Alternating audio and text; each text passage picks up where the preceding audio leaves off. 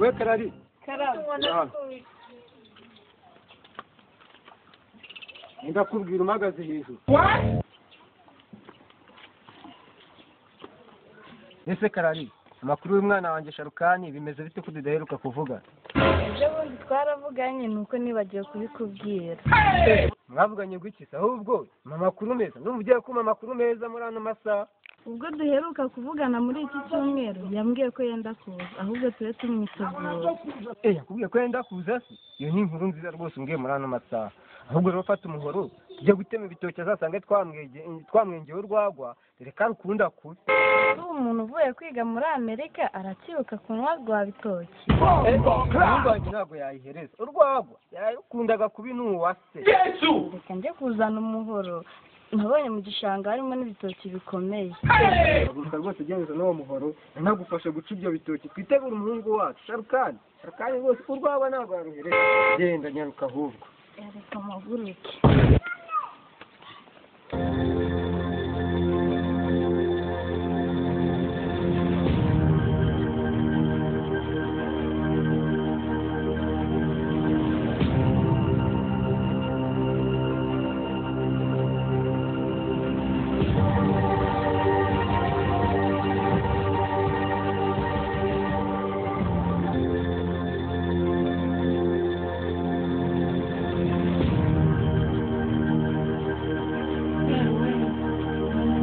bazi mvuye kwiga kaminuza muri Amerika kandi nakoreraga senyisa ku kwezi karyasi we sinzi niba barabyemera kabisa reka mpfa kugenda cyo kozana izo ndi mutwe reka ngere nihuta ku buryo baravuga ngo indege yaje yihuta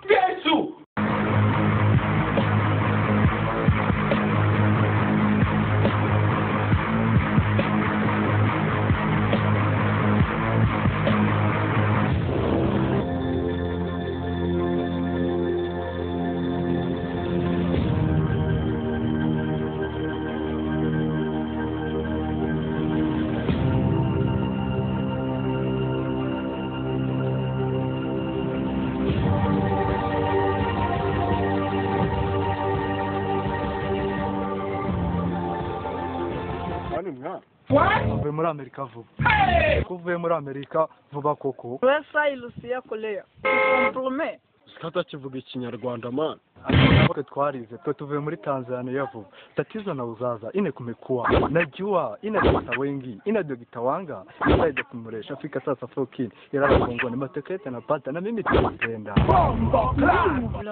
nasema Kiswahili nasema Kiswahili kelele afate oui bonjour karame twavugaga ngo uzi n'igifaransa ubwo nicyo uvuze twavuye naho usoma imbwa naho wagiye nizo wasomaga bari bari kukwitegura ngo waje none icyongereza cyawe ni na fake rwose yes oui ndiyo I'm going to home tubeshaga mwana none asanze ko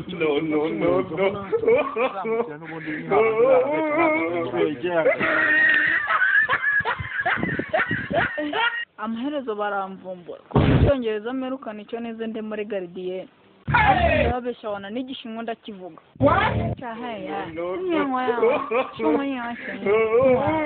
baba we nibagiye kujya ku ishuri gusa ninjya mu rugo papa nankubita ariko nakundi kamfe kugenda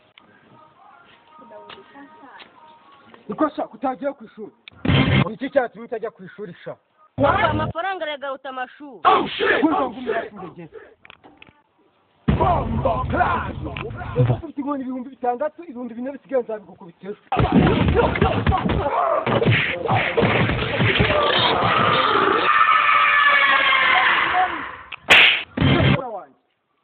don't speak Kinyarwanda je nibikina naho kuye muri Amerika ubu ngubu utangiye kutubwira ngo tujya kujya umwana ubu se ni hehe babyara don't speak Kinyarwanda asemana je nibikina utangiye kuza bombo class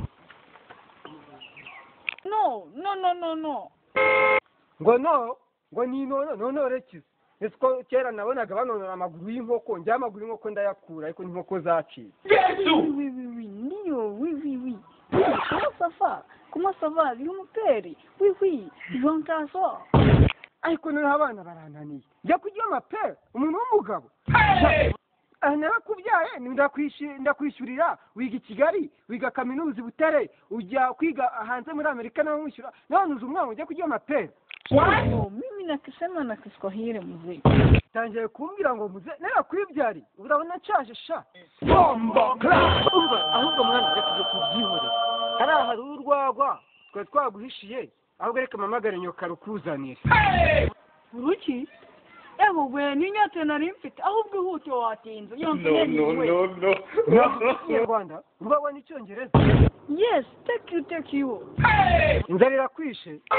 Cyane rwose. Wacana warambeshe ntabwo uvuye kwiga. Ibyana byose birananiye koko. Hari igikuru cya kiriya igare ryagitwaye umugongo. Umuntu ajye kirwa gitega amafuko. No.